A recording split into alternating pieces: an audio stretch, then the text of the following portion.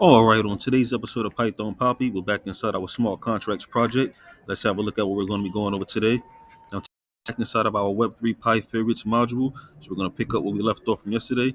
And as soon as we get it pulled up, we can start reading. So the last piece of new code we'll be adding will take place after we hit enter on our with open line of code, which will automatically tab us onto a new line. If you're a programmer, you know exactly what I mean. After the semicolon, we're going to hit enter, and that's going to tab us into our function so we can start filling out our function. Now, once tabbed into our new line, we will write this code on our script. We will say favorites code equals favorites file dot read. Now, this is how we'll read the contents of a whole file, favorites file dot read to a single variable, favorites code. And this favorites code should have everything inside of it that the favorites.py file has inside it. Then we are going to compile this file in our code base or script. You can actually use the Viper compiler inside to do this. We'll be using the Viper as a package, which we can access by adding it into our environment by using the UV tool. And this is what we will run in our terminal to add the Viper package. I see an error. Let me fix it really quickly. There we go. Do that. So we're going to say UV add Viper. Now note, up until now, we have been using Viper as a command line tool. Once we add it using the UV add method, we'll have access to it using it as an actual package.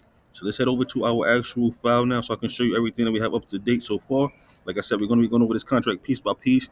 There is it's not extensive, but there's a lot to it. So we're going to just break it down line by line.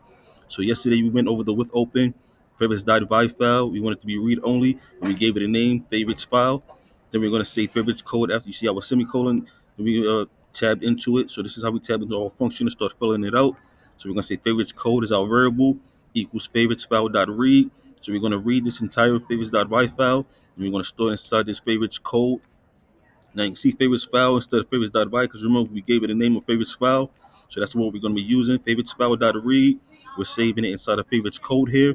And then we're going to say compile details equals compile code, favorites code, output formats equals bytecode, ABI. Now the reason that we have to import the Viper is because we have to use this compile code feature here from the actual project, the project from the library. So that's why we had to import the Viper package. So we have access to the compile code framework here. So that's what we can use it down here in this line of code. So we'll say compilation details equals compile code, and we're going to compile our favorites code the way we want it. We're going to format the output with bytecode and ABI, and then we're going to print out the compilation details because this is the variable that contains everything that we just put together from storing our favorites.py file inside our favorites code. Then we're going to actually configure it using the compile code, and then we're actually going to print out the compilation details. So like I said, that's what we have so far. We're going to break this contract down piece by piece.